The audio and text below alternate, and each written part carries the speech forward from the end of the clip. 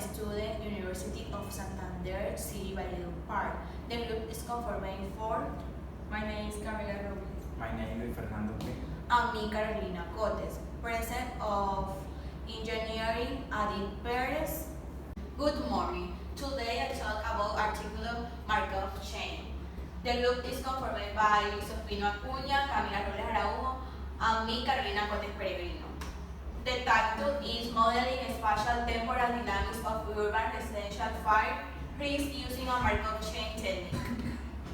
Article information. Authors: Rifan Ariano, Prensher, published 27 December.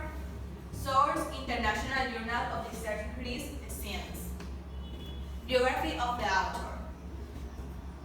First, Prensher. Pren is a space analyst with a strong interest in urban infrastructure modeling, urban system, transport and logistics, analytics, emergency service planning, and geographic information. And Rifan Ariano is doctorate in psychology and work in the School of Information Technology and Logistics. Introduction of the article. Residential fire is a fire that has occurred in residential property. The risk on fire in general, the probability of occurrence of a fire and its possible consequences, for example, insurance, some financial losses, and exposure to the source. On fire start, should a living flame or an spark that is operated by presence of combustible material, fuel, electrical wiring, or kitchen applies directly contribute on the risk on fire. Next, please. Research methodology. The Markov chain model was used to estimate the legal likelihood of residential fire. The study area was divided into a finite sum of homogeneous site grid cells. The advantage of the grid approach is the computational convenience, especially when processing alert the set. Is the formula the set values and suppose the formula probability in equal fields.